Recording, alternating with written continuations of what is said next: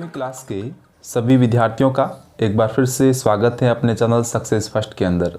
हम पढ़ रहे थे छठा अध्याय जिसका नाम है पौधों में जनन। इसका हम एक पार्ट अपलोड कर चुके हैं। तो आज हम इस वीडियो के अंदर लैंगिक जनन के बाद हम परागण, निषेचन, अनिषेक जनन और आनुवांशिकता जैसे टॉपिक्स को पढ़ेंगे।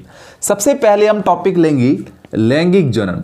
बहुत महत्वपूर्ण टॉपिक है इस यूनिट का और यहाँ से प्रश्न पूछे जाते हैं। अगर नहीं भी पूछे जाते हैं तो भी हमें इसके बारे में जानकारी होना बहुत ज़्यादा जरूरी है।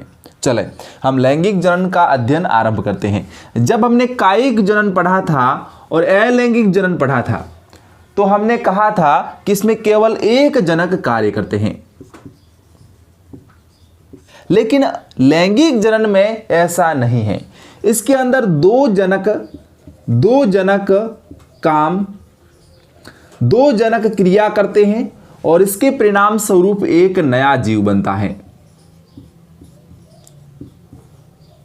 तो कुल मिलाकर हमने बात की कायिक जनन में नए जीव की उत्पत्ति एक जनक से, अलैंगिक जनन में भी नए जीव की उत्पत्ति एक जनक से, लेकिन लैंगिक जनन में नए जीव की उत्पत्ति दो जनकों से होती है।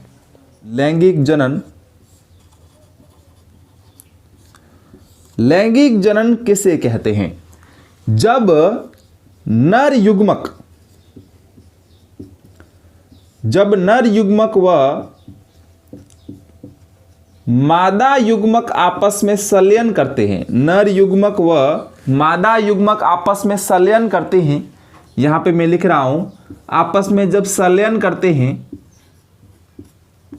इस संलयन की प्रोसेस को हम निषेचन कहते हैं और निषेचन के परिणाम स्वरूप बनता है यहां पर युग्मनज। युग्मनज के बाद बनता है भ्रूण। भ्रूण किससे विकास करता है? तो ये भ्रूण विकास करता है बीजांड के अंदर और इस बीजांड से किसका निर्माण होता है? तो इस बीजांड से होता है बीज का निर्माण और बीज आगे जाकर जब अनुकूल परिस्थितियां मिलती है इस बीज को तो वापस से वो ग्रो करता है और एक नया पौधा बना देता है। तो इस प्रकार से जनन की प्रोसेस चलती है लैंगिक जनन के अंदर, वो भी प्लांट्स के अंदर। तो रिप्रोडक्शन इन प्लांट्स जब भी टॉपिक आता है और उसके अंदर भी सेक्सुअल रिप्रोडक्शन या लैंगिक जनन आता है तो उसके अंदर आप कहोगे कि नर युग्मक व मादा युग्मक आपस में संलयन करते हैं। इसमें नर युग्मक आपको याद रखना है परागकण और मादा युग्मक आपको याद रखना है अंड कोशिका।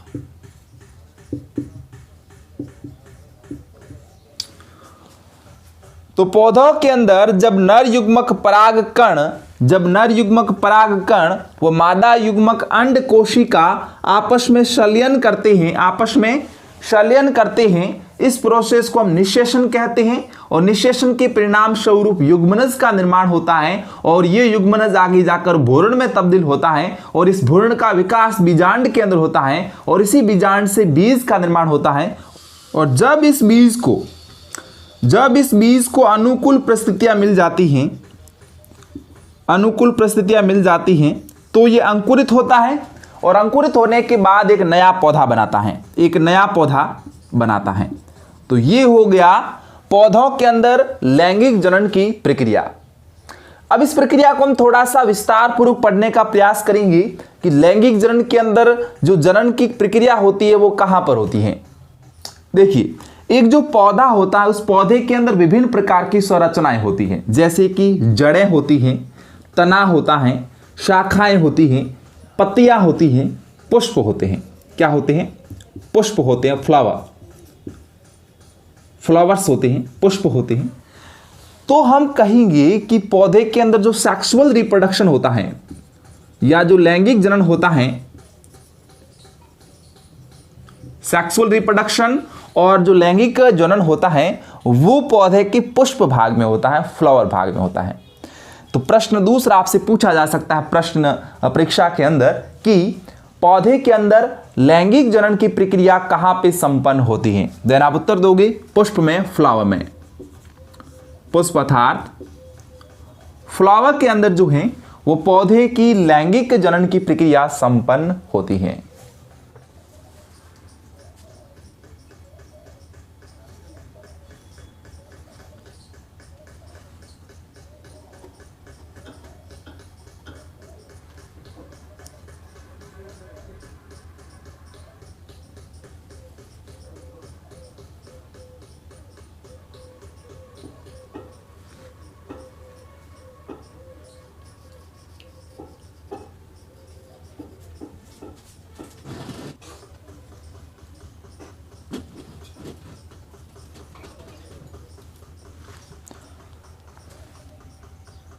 आपने पुष्प को पौधे से अलग किया तो वो लगभग इस टाइप का दिखता है। तो सबसे पहले मैं बता देता हूं कि पुष्प के कितने भाग होते हैं। पुष्प के मुख्यतः 4 भाग होते हैं। कितने भाग होते हैं बच्चों? 4 भाग होते हैं, जिसमें से पहला भाग होता है बाह्य दलपुंज, दूसरा होता है दलपुंज, तीसरा होता है पुंकेसर, इसको हम कभी कभी पुमंग भी बोलते हैं, पुमंग, और चौथा होता है स्त्री केसर, और इसको कभी कभी हम जायांग भी बोल देते हैं।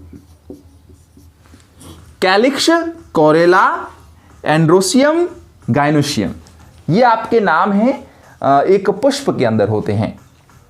देखिए आगे, तो ये फ्लावर मैंने यहां पे बनाया है। इस एक फ्लावर की मैंने एक्सटर्नल स्ट्रक्चर बनाई है, बाह्य संरचना। इसके अंदर कौन कौन से अंग कहां कहां पे होते हैं उसको आप देखें। अगर मैं बात करूं इस वाले भाग का, अगर मैं इस वाले संरचना की बात करूं तो इसको कहते हैं पुष्पवृंत कहते हैं, क्योंकि ये पुष्प जहां से लगा होता है वहां पर हम इसको क्या कह देंगे? पुष्पवृंत कह देंगे। इसके बाद ये वाली जो संरचना है इसको हम कहते हैं पुष्पासन। क्या कहते हैं? पुष्पासन कहते हैं। देखिए इसकी अगर मैं संधि करूं तो ऐसा हो जाता पुष्प धनासन। आसन का मतलब हो गया आधार, यानी कि पुष्प जिस पर ठहरा हुआ है, पुष्प जिससे जुड़ा हुआ है उसे हम कह देते हैं आसन, यानी कि पुष्पासन।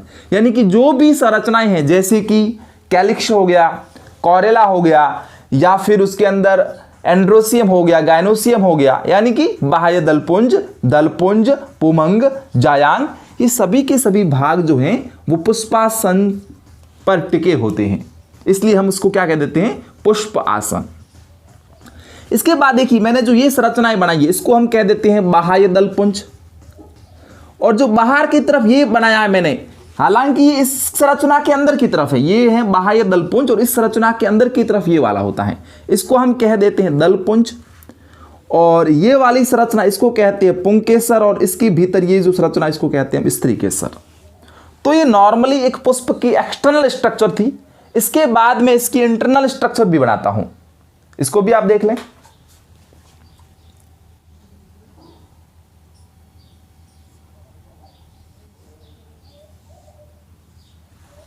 सबसे पहले हमने नीचे की तरफ पुष्पवृंत बनाया। पुष्पवृंत के बाद हमने ये वाला भाग बनाया पुष्पासन। इसके बाद यहां पर रहेंगे कैलिक्स, इस प्रकार से यहां पे रहेंगे बाह्य दलपुंज। बाह्य दलपुंज के भीतर की तरफ रहते हैं यूं दलपुंज, और दलपुंज के बाद हम भीतर की संरचनाएं बनाते हैं, जैसे कि ये वाली संरचना इसको हम कह देते हैं स्त्री केसर, और स्त्री केसर का अंडाशय वाला भाग यहां पे रहेगा।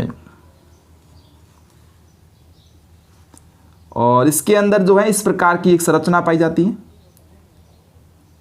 Like this. इस प्रकार की स्ट्रक्चर इसके अंदर होती है, जिसे हम अंडाशय के भीतर इस प्रकार की एक संरचना होती है जिसे हम बीजांड कहते हैं। और यहां से संरचनाएं निकलती हैं इस प्रकार से यूं,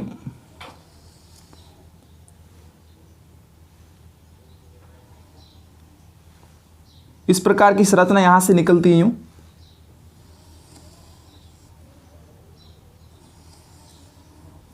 चलिए, कुछ इस प्रकार की संरचनाएं निकलती हैं, और यही संरचनाएं आगे जाके यहां पर जो ये 2 भागों में विभाजित होती हैं। ये है पुंकेसर की संरचना, ये है स्त्री केसर की संरचना। इस संरचना को मैं एक बार नामांकित कर देता हूं। यहां पर जो ये नीचे की तरफ है इसको हम कहेंगे पुष्पवृंत। ये पुष्पासन है, जहां पे पुष्प टिका होता है, इसे कहते हैं पुष्पासन। इसके बाद देखिए, इसके बाद यहां पे मैंने बताया था कि पुष्प के 4 भाग होते। पहला बाह्य दलपुंज, तो ये वाला जो भाग है इसको अपन कहेंगे बाह्य दलपुंज, इसको कैलिक्स भी कहते हैं। फिर है 2 नंबर पे दलपुंज, जिसे हम कोरोला कहते हैं, ये वाला भाग दलपुंज हो जाएगा। अब नेक्स्ट बात, जो दलपुंज और बाह्य दलपुंज है, ये जनन में सीधे सीधे भाग नहीं लेते, लेकिन ये एक सहायक चक्र के रूप में काम आते हैं। इसलिए दलपुंज और बाह्य दलपुंज इन दोनों को सम्मिलित रूप से पुष्प के सहायक चक्र कहा जाता है, क्योंकि ये जनन में क्या करते हैं, हेल्प करते हैं। जनन में क्या करते हैं, सहायता करते हैं, हेल्प करते हैं। जनन में हेल्प करते हैं, इसलिए इसको सहायक चक्र कहते हैं। किन किन को, दलपुंज को और बाह्य दलपुंज, इन दोनों को सम्मिलित रूप से कहते हैं। इसके बाद में तीसरे और चौथे नंबर पे बात करूं तो पुंकेसर और स्त्रीकेसर आते हैं, और ये दोनों जो भाग हैं पुष्प के, वो जनन में भाग लेते हैं, रिप्रोडक्शन के अंदर भाग लेते हैं। देखिए ये वाली जो संरचना है, इस पूरी संरचना को यहां से लेके यहां तक अपन पुंकेसर कहते हैं। पुंकेसर के अंदर मुख्य तौर पे दो चीजें होती हैं। ऊपर वाले इसको हम कहते हैं परागकोश। क्या कहते हैं, परागकोश, और इसको इंग्लिश में हम बोल देंगे एंथर। इंग्लिश में इसको कहते हैं एंथर, परागकोश। नॉर्मली जो ये परागकोश होता है, इस प्रकार से दो भागों में विभाजित होता है, और इसके अंदर यूं दो में भी दो युगपालियां होती हैं, और जिसके अंदर विभिन्न प्रकार के असंख्य परागकण पाए जाते हैं। इसके अंदर क्या पाए जाते हैं, इसके अंदर पाए जाते हैं परागकण।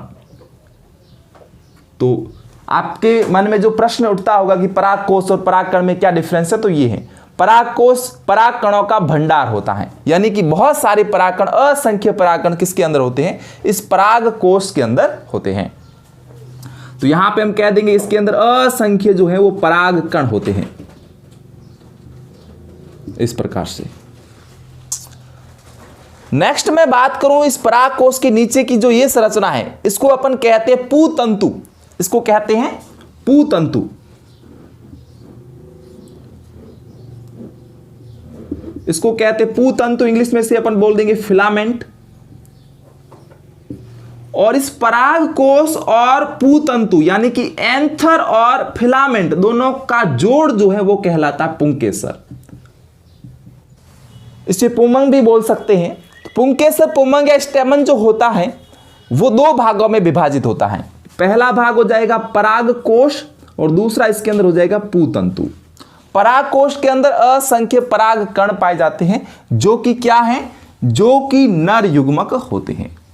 नेक्स्ट हम बात करते हैं स्त्रीकेसर की। स्त्रीकेसर ये वाली संरचना इधर से देखिए, यहां से शुरू होती है और यहां पर खत्म होती है। इसके अंदर तीन भाग होते हैं मुख्य तौर से। सबसे पहले ये वाला भाग, इसको हम कहेंगे वर्तिकाग्र।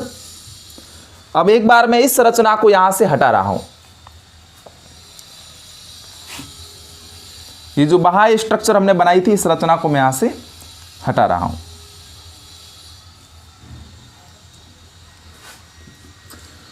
इसे हम कहेंगे वर्तिकाग्र, अंग्रेजी में से बोलते स्टिग्मा, इसे इंग्लिश में बोलते स्टिग्मा। नीचे की तरफ ये वाली संरचना कहलाती है वर्तिका। क्या कहलाती है, वर्तिका कहलाती है। इंग्लिश में इसको बोलते स्टाइल। और सबसे नीचे की तरफ ये वाला पार्ट जो है इसको कहते हैं अंडाशय। क्या कहते हैं, अंडाशय। इंग्लिश में से बोलते हैं ओवेरी। और इन तीनों को मिला के, स्टिग्मा को, स्टाइल को और ओवेरी को, वर्तिकाग्र को, वर्तिका और अंडाशय, इन तीनों को मिलाकर हम जो है वो स्त्रीकेसर कहते हैं।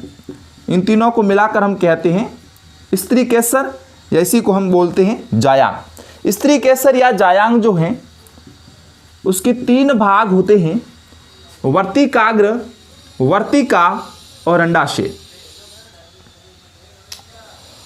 तो नॉर्मली ये एक पुष्प की स्ट्रक्चर रहती है, एक पुष्प की संरचना रहती है।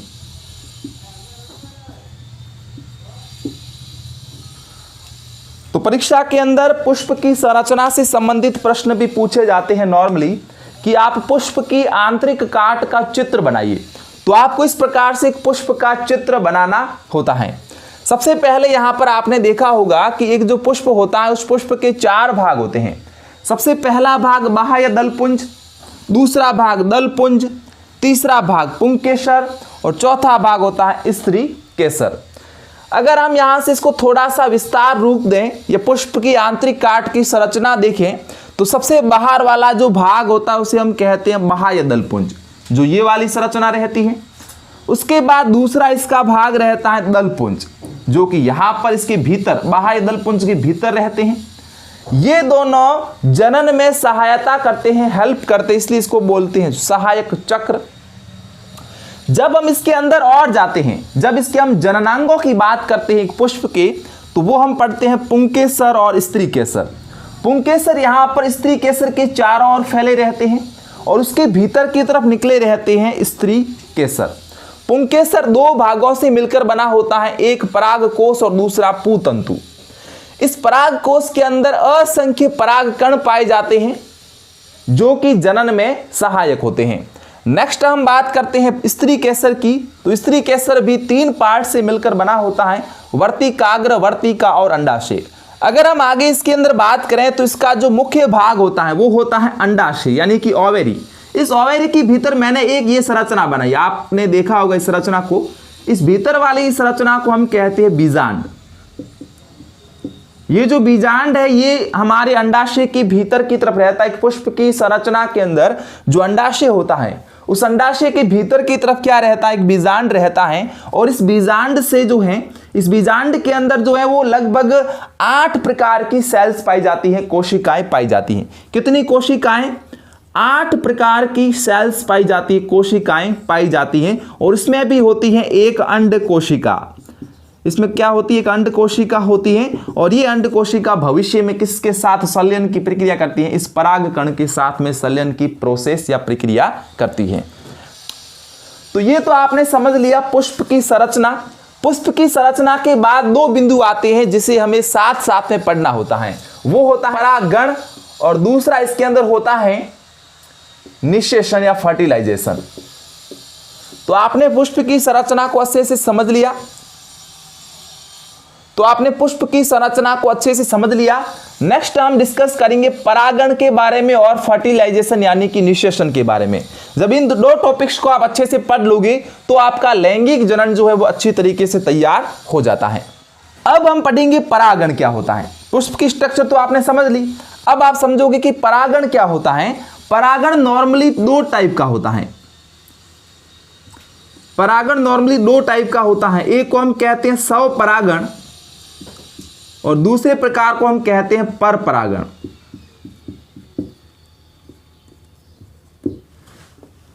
स्वपरागण और पर परागण ये 2 प्रकार हैं किसके? परागण के।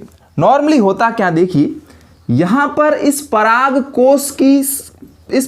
कोश के अंदर पराग कण होते हैं। क्या होते हैं? इस पराग कोश के अंदर पराग कण होते हैं जो इस प्रकार से यूं होते हैं। देखिए जब ये पराग कण किसी भी माध्यम से जब इस वर्तिकाग्र पे आ जाते हैं या किसी दूसरे पुष्प के वर्तिकाग्र पे जाते हैं तो इस प्रोसेस को हम क्या बोलते हैं? परागण या पॉलिनेशन बोलते हैं। यहां पर आप समझ सकते हो कि पुष्प ये हो सकता है या फिर यहां पर कोई दूसरा पुष्प भी हो सकता है। फॉर एग्जाम्पल ये वाली संरचना मैंने बना दी, तो वो पुष्प हो सकता है या फिर कोई दूसरा पुष्प भी हो सकता है। तो यहां पर मैं यही पुष्प ले रहा हूं ताकि आप आसानी से समझ सकें। तो पराग कोश के अंदर पराग कण होते हैं और पराग कण किसी भी माध्यम के द्वारा इस वर्तिकाग्र पे पहुंचते हैं और पहुंचने के बाद यहां पर संलयन की प्रोसेस करते हैं। इसको हम बोलेंगे परागण। अब इस परागण के अंदर 2 प्रकार होते हैं, स्वपरागण और पर परागण। सबसे पहले हम डिस्कस करेंगे कि स्वपरागण या सेल्फ पॉलिनेशन क्या होता है। सेल्फ पॉलिनेशन देखिए, अगर परागण यहां से उड़कर उसी पुष्प के वर्तिकाग्र पे जाते हैं, अगर परागकण उड़कर उसी पुष्प के वर्तिकाग्र पे जाते हैं या परागकण उड़कर उसी पौधे के दूसरे पुष्प के वर्तिकाग्र पे जाते हैं तो हम कहते हैं कि सेल्फ पॉलिनेशन है। लेकिन जब ये परागकण इसी पुष्प पर या इसी पौधे के पुष्प के वर्तिकाग्र पे नहीं जाकर दूसरे पौधे के पुष्प के वर्तिकाग्र पे जाते हैं तो उसे हम कहते हैं पर परागण। चीज क्या याद रखनी है कि स्वपरागण तो आपके एक पौधे में होगा, लेकिन जो पर परागण होता है उसके लिए दूसरे पौधे पर जाना पड़ेगा, दूसरे पौधे का सहारा लेना पड़ेगा। तो क्या ध्यान रखना है कि स्वपरागण में तो आपको एक पौधा याद रखना है। एक पौधे का मतलब यह हुआ कि पुष्प, पुष्प भी कौन सा, या तो वही पुष्प या फिर उसी पौधे का दूसरा पुष्प। और यहां पर परागण के अंदर आपको याद रखना है कि एक पुष्प होगा, उस पुष्प के अंदर पराग कण होंगे और वो पराग कण किसी दूसरे पौधे पर जाएंगे और उस दूसरे पौधे के वर्तिकाग्र पर पहुंचेंगे और संलयन की प्रक्रिया करेंगे और इसको हम क्या कह देंगे, पर परागण कह देंगे। तो आप इतनी चीजों को अंडरस्टैंड कर चुके होंगे, समझ चुके होंगे। नेक्स्ट हम इसके अंदर समझेंगे फर्टिलाइजेशन या निषेचन की प्रक्रिया को।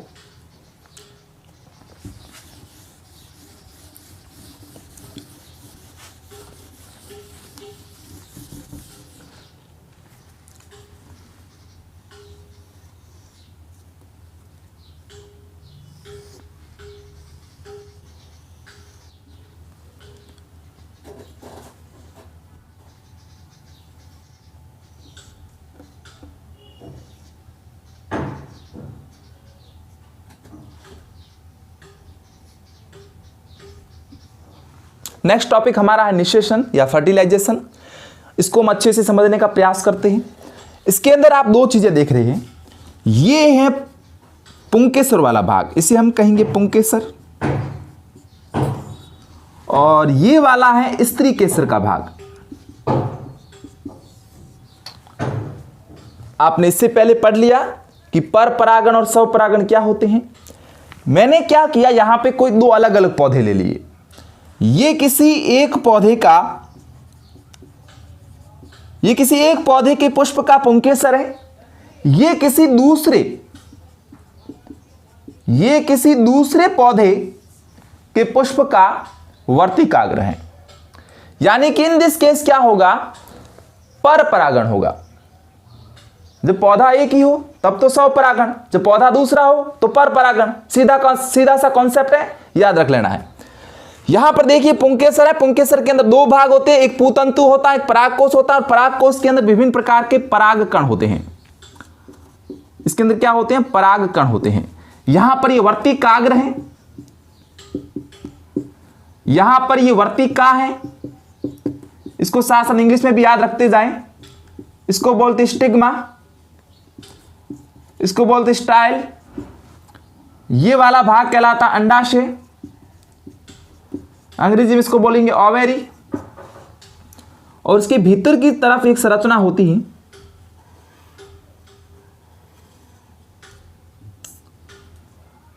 और इस संरचना को हम कहते हैं बीजांड। अंदर की तरफ एक संरचना पाई जाती है जिसे हम कहते हैं बीजांड। जब परागकोश परिपक्व हो जाता है, जब परागकोश परिपक्व हो जाता है, तो परिपक्व होने के बाद ये परागकोश क्या होगा, प्रस्फुटित होगा। प्रस्फुटित का मतलब है ये फट जाएगा, और फटेगा तो जो परागकण है, परागकण बाहर आ जाएंगे। ये परागकण की एक स्ट्रक्चर है जिसके अंदर एक होता है पोलन न्यूक्लियस और दो इसके अंदर होते हैं जर्म सेल्स, यानी कि नर जनन कोशिकाएं होती हैं। जब ये परागकण किसी वर्तिकाग्र पे गिरेगा, जो ये परागकण था ये कहां आ गया, इस वर्तिकाग्र पर आ गया। जो ये वर्तिकाग्र पे आएगा, किसी भी माध्यम से आ सकता है। परागकण किसी वर्तिकाग्र पर किसी भी माध्यम से जा सकता है। वो माध्यम क्या क्या हो सकते हैं देख लीजिए। वो माध्यम वायु हो सकता है, वो माध्यम जल हो सकता है, वो माध्यम कीट हो सकता है, या वो माध्यम यहां पर पशु हो सकते हैं। अब यहां पर जो ये परागकण है ये यहां पर अंकुरित हो जाएगा, और अंकुरित होने के बाद एक पराग नली बनाएगा। इस प्रकार से एक पराग नली बनाएगा, और ये पराग नली कहां पे आके जुड़ेगी, ये पराग नली यहां पे आके जुड़ेगी बीजांड से। बीजांड के अंदर एक एग सेल होती है, या हम जिसे कहते हैं अंड कोशिका होती है। एक अंड कोशिका होती है जिससे ये परागकण आके क्रिया करेगा। क्रिया का मतलब है यहां पर ये क्या करेगा, संलयन करेगा, और इसी संलयन को हम कहते हैं फर्टिलाइजेशन। फर्टिलाइजेशन, फर्टिलाइजेशन इसी को हम बोलते हैं निषेचन करते हैं। इसके अंदर की तरफ ये बीजांड है, इसके बाहर की तरफ ये अंडाशय है। जो ये वाली संरचना थी उसको मैंने उठा के यहां पे रख दिया और यहां पर क्या हुआ था, निषेचन हुआ था। यहां पर युग्मनज बन गया। क्या बन गया, युग्मनज बन गया। भविष्य में युग्मनज किसमें तब्दील हो जाएगा, भ्रूण के अंदर। किसमें तब्दील हो जाएगा, भ्रूण के अंदर। अब देखिए ज्यों-ज्यों इस पुष्प की उम्र बढ़ती है, ज्यों-ज्यों पुष्प बड़ा होता है, त्यों-त्यों सूखने लगता है। इसके जो बाह्य भाग रहते हैं, जैसे कि बाह्य दलपुंज है, ये सूख कर नीचे गिर जाते हैं। तो इसके अंदर जो भाग परिपक्व होता है वो ये अंडाशय और बीजांड वाला भाग परिपक्व होता है। क्योंकि फर्टिलाइजेशन तो हो गया, निषेचन की प्रोसेस तो हो गई। अब निषेचन के बाद क्या होता है, निषेचन के बाद बीज बनेगा, फल बनेगा। फॉर एग्जाम्पल यहां मैंने आम बनाया है, आम के अंदर एक गिटली होती है, या जिसे हम आम का बीज कह सकते हैं। तो ये आम का बीज बन गया और इस आम के बाहर एक फल भित्ति बन गई। इसी प्रकार से आप सैकड़ों उदाहरण ले सकते फलों के, जिसके अंदर बीज रहते और बाहर फल भित्ति होती है जिसे हम खाते हैं। तो यहां से हम यूं कहेंगे कि जो बीजांड होता है उस बीजांड से निर्माण होता है बीज का, और जो अंडाशय होता है इस अंडाशय से निर्माण होता है फल का। बीजांड से बीज बन गया और अंडाशय से बन गया फल, और ये प्रोसेस आगे चलती रहती है। हम यूं कहें यहां पर हमने इस फल को खाया, खाने के बाद हमने क्या खाया, हमने तो ऊपर वाला फल खाया, बीज थोड़ी खाया। अब यहां से हमने खा लिया फल और शेष क्या बच गया, शेष बच गया हमारे पास बीज। वापस जब उस बीज के लिए अनुकूल परिस्थितियां पैदा होगी तब वापस से वो बीज अंकुरित होगा, और अंकुरित होने के बाद वो बीज पौधे का रूप ले लेगा। तो इस प्रकार से लैंगिक जनन में ये प्रक्रिया, ये प्रोसेस चलता रहता है। इसलिए आपने देखा होगा कि नीम के पौधे के नीचे बहुत सारे नीम के छोटे छोटे पौधे लगे होते हैं। उसी का रीजन है क्योंकि नीम की गुठलियां नीचे पड़ती है जमीन पर और वहां पर वो अंकुरण करके पौधा बना देते हैं। तो नेक्स्ट हम लेते हैं अनिषेक जनन। अनिषेक जनन आप एक लाइन में समझ सकते हो।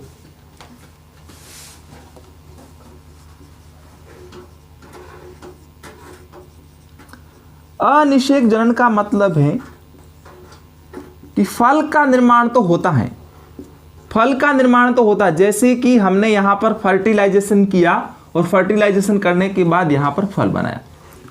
लेकिन यहां पर फर्टिलाइजेशन नहीं होगा, फल का निर्माण बिना निषेचन के ही हो जाएगा।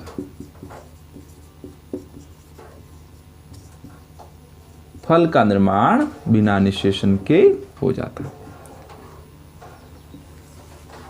तो इसे हम कहते हैं अनिषेक जनन। जैसे कि आपने देखा होगा केला,